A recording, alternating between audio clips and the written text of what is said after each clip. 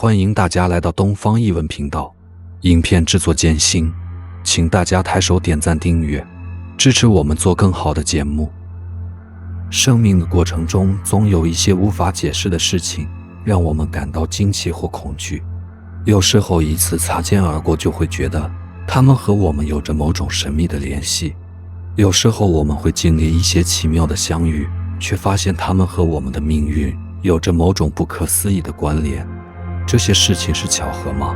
是幻觉吗？还是有一种超自然的力量在作祟？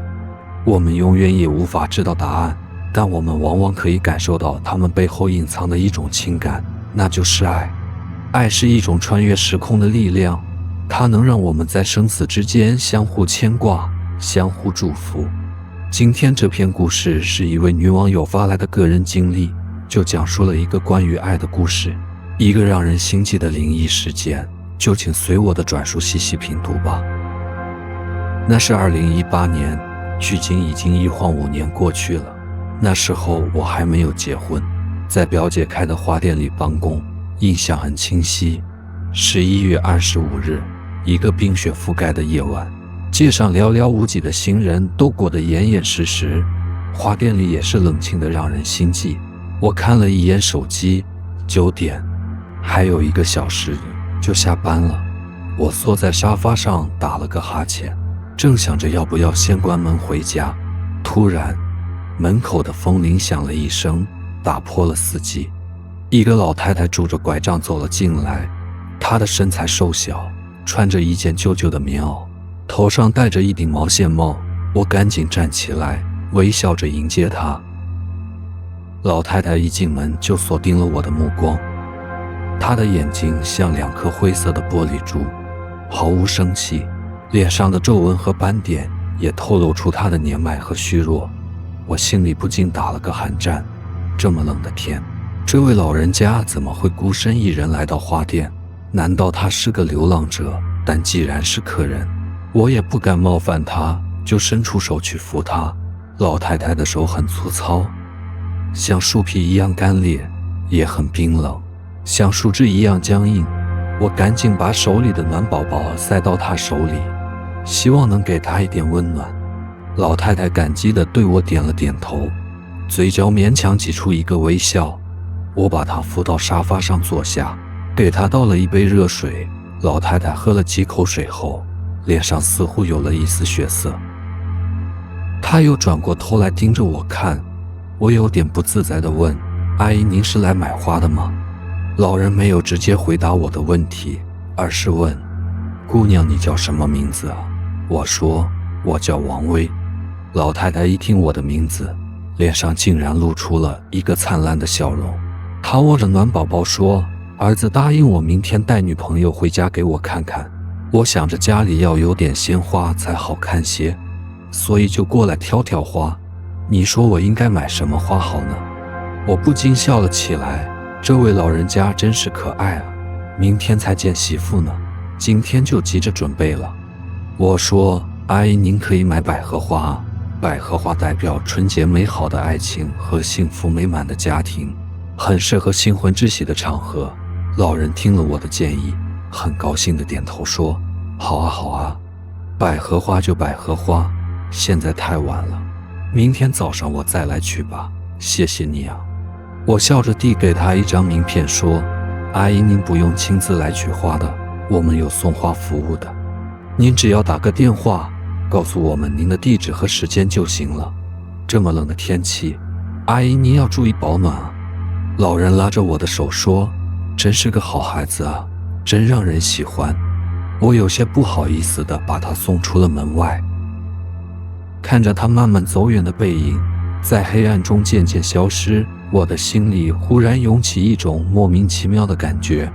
那种感觉很难形容，既不是恐惧，也不是惊讶，而是一种说不出的奇异。我摇了摇头，想要把这种感觉甩掉，然后关了店门，准备回家。外面已经下起了大雪，路上几乎没有车辆和行人。我拉紧了围巾，快步走着，雪花飘落在我的头发和眼睫毛上，让我觉得有些刺痛。路灯昏黄地照着雪地，显得更加寂寞。我不由得想起了那位老太太，她现在在哪里呢？路这么滑，很容易跌倒，她有没有安全回到家呢？我正想着这些问题，突然感觉到有一双眼睛在注视着我。我回头一看，却只看到了远处的一个黑影。那个黑影似乎是人的形状，但又模糊不清。他就站在路灯下，静静地看着我。我心里已经觉得有些害怕，加快了脚步，想要离开那个黑影的视线。但不管我怎么走，那个黑影似乎总是跟着我，保持着一定的距离。它就像一个幽灵一样，在血液里缠着我。我越来越紧张，但害怕的感觉却慢慢褪去，反而有一种奇异的感觉涌上后背，就像一双温暖的手在抚摸自己，给自己安慰。我环顾四周，周围没有人能听到我、看到我，只有雪花无声地飘落。就在我快要不知所措的时候，我终于看到了自己家的楼门。我拼命地跑了过去，打开门，冲进了电梯。电梯门关上的那一刻，我松了一口气，我终于摆脱了那个黑影和那奇怪的感觉。经历了这些，我不知道自己是怎么睡着的，但是却一夜无梦，睡眠出奇的好。第二天一大早，我是被手机铃声吵醒了。我接起电话，却听到了男友哭泣的声音，悲痛地告诉我，他的母亲，也就是我的未来婆婆，在昨天晚上去世了。我一下子就懵了，眼泪也止不住地流了下来。我从来没有见过他的母亲，但我对他有一种深深的敬重和亲切，因为他是他最爱的人。我们本来打算过年的时候去见他，没想到他却这么突然地离开了我们。我心里很难过，觉得自己对不起他，没有给他尽一份孝心。我决定立刻去他家看望他，陪他送走他的母亲。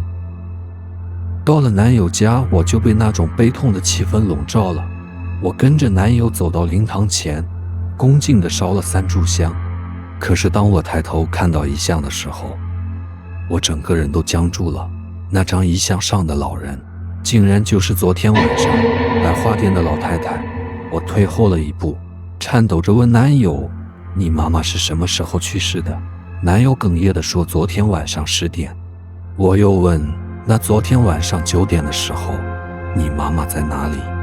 男友有些不耐烦地看了我一眼，说，妈妈昨天下午6点就心脏病发作住院了，一直在抢救室里，10点的时候就走了。我的心跳得更快了，我想要否认自己的猜测，但又无法解释昨天晚上发生的事情。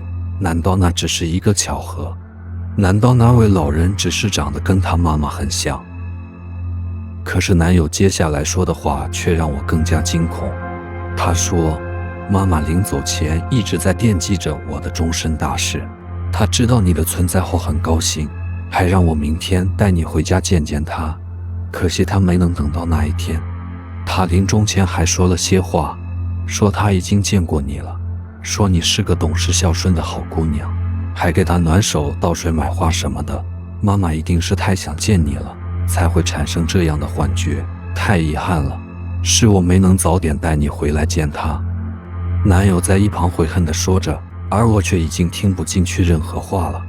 我的脑海里只有昨天晚上和老人相遇的画面，那不可能是幻觉啊，那是真实发生过的事情啊。可是为什么会这样呢？难道他真的能够穿越空间和时间，还是他的灵魂离开了肉体，来到了我这里？我不知道，也不敢想，我只知道那是一次奇妙的相遇，一次爱的奇迹。因为我们都深爱着一个人，也许正是这份爱，让我们在生死之间有了一次交流。我不管别人怎么说，我相信那是我和他之间的一份缘分，一份祝福。本集已经播放完毕，谢谢大家收看收听。节目制作不易，新频道经营困难，恳请大家点赞、订阅和支持。